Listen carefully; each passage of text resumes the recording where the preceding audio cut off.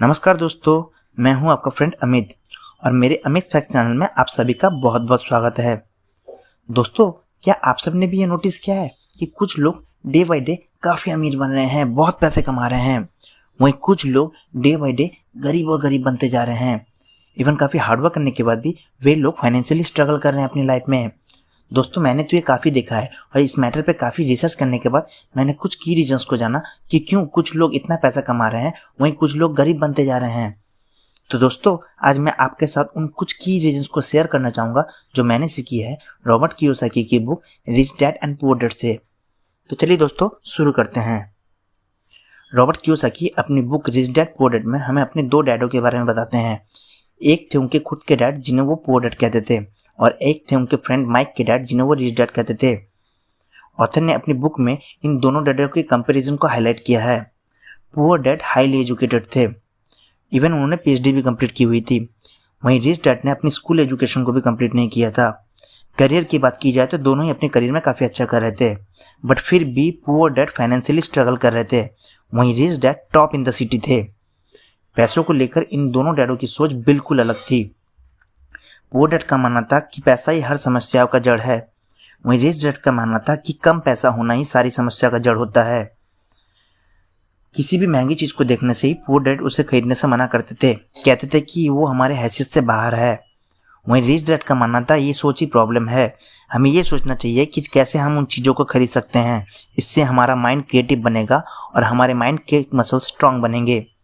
Poor dad life में risk लेने से मना करते थे, वहीं रिच डैड का मानना था कि हमें लाइफ में छोटे या बड़े रिस्क लेते रहने चाहिए।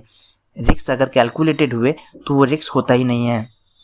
पुअर डैड का मानना था हमें हाईली एजुकेटेड होना चाहिए और एक सेफ एंड सिक्योर जॉब करनी चाहिए।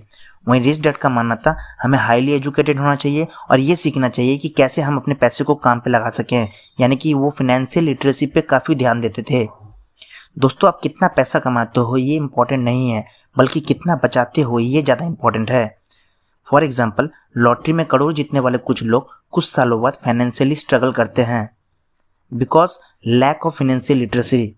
लॉटरी में जीते हुए पैसे वो अपने एक्सपेंसेस पे खर्च कर दिए होते हैं।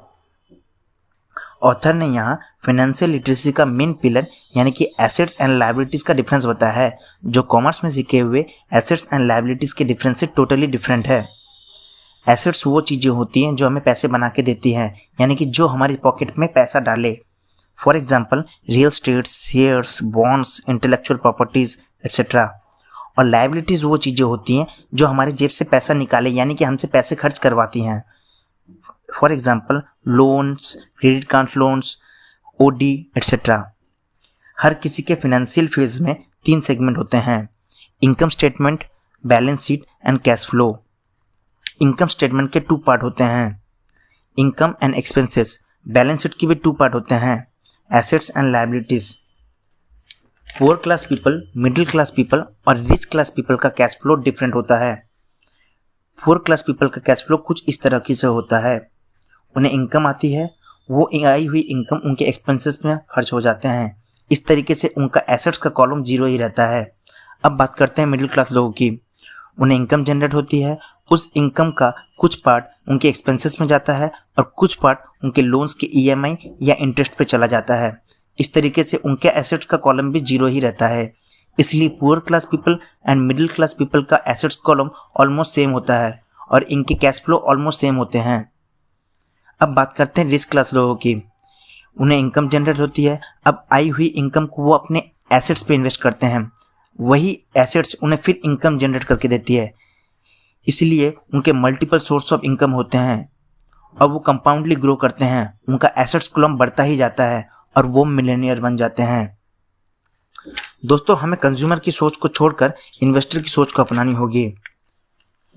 एक बात याद रखिएगा दोस्तों, अमीर लोग कभी भी पैसों के लिए काम नहीं करते हैं, बल्कि पैसों को अपने लिए काम करवाते हैं।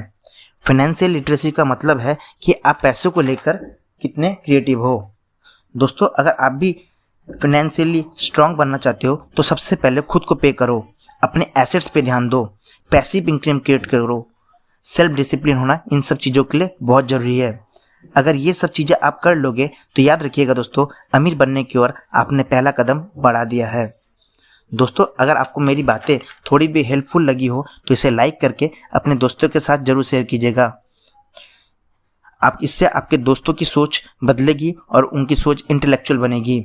दोस्तों मेरे साथ जुड़े रहने के लिए मेरे अमित फैक्ट चैनल को सब्सक्राइब करें और पास में दिए गए हुए बेल आइकन को प्रेस कर दें ताकि मैं जो भी वीडियो अपलोड करूं वो सबसे पहले आपके पास पहुंच जाए। दोस्तों मैं आपके साथ ऐसे और भी interesting facts and knowledge share करता रहूँगा। At the end, thanks for watching.